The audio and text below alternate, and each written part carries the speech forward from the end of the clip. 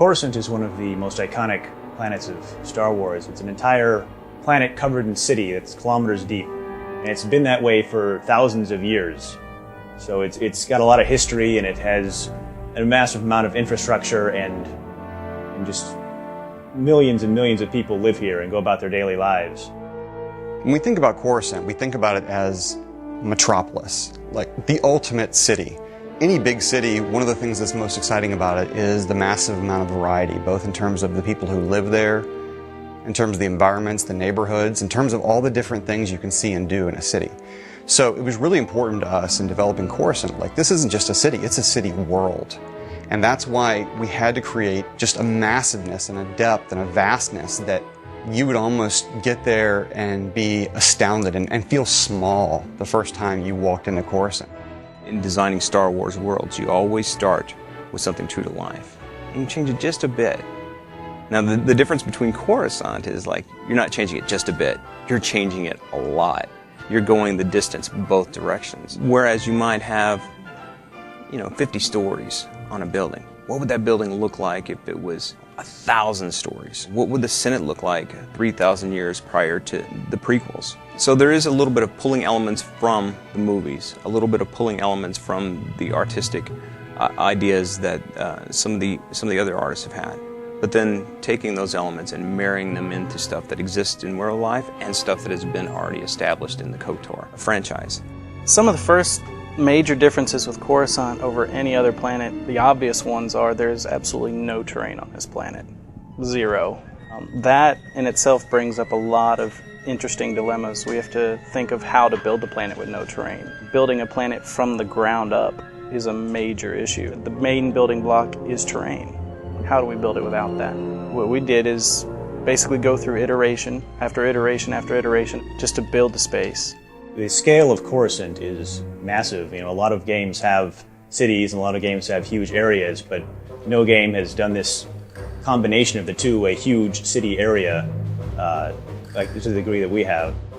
In designing Coruscant, there was a little bit of story involvement in that the Sith have recently returned from deep space and have sacked Coruscant. And there are pockets of the city that are still in distress, that are still broken and in shambles, which really, really lends itself to the story of our game and how much turmoil the galaxy is actually in. The stories that take place on Coruscant really introduce the players to the greater galaxy. They introduce the player to the role of the Jedi in the greater galaxy, the role of the Republic in the greater galaxy, the state of the Republic in the greater galaxy. And you're going to get caught up in stories that deal with Republic politics and, backstabbing and maneuvering within the Senate Tower.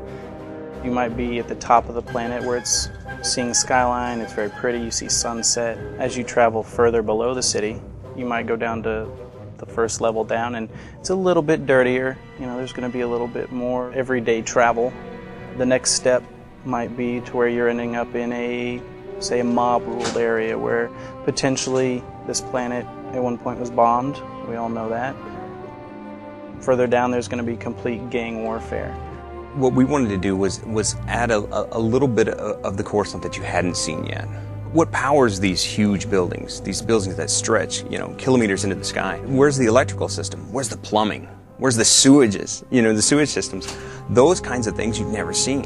What lies down in the basements? What does a parking garage look like in the Star Wars universe? Especially one for a building this, the size of the entire island of Manhattan. So it was taking those ideas, taking those worldly sort of ideas of New York and turning them on their ear, really going the distance, dropping it way down, building it up way high, and making certain that we're giving the player a chance to see things that they've never seen in Coruscant before.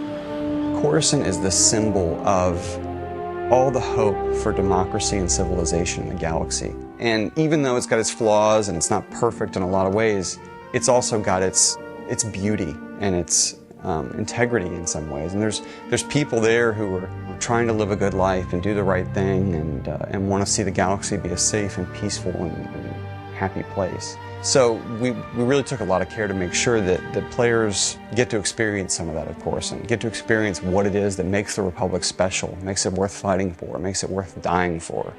One of the great things about Coruscant is that there's something for everybody. The socializers can hang out in the spaceport in the Galactic Senate and meet people as they come and go. The explorers have all the different variety of areas. They can go down into the depths of the works, or go into the criminal-laden Black Sun district. But my favorite area of Coruscant is probably the Senate district, just because it's so impressive and it has that sense of potential. You know, because you're up there and you can see for miles and miles, and you just know that there's going to be so much out there to explore and find.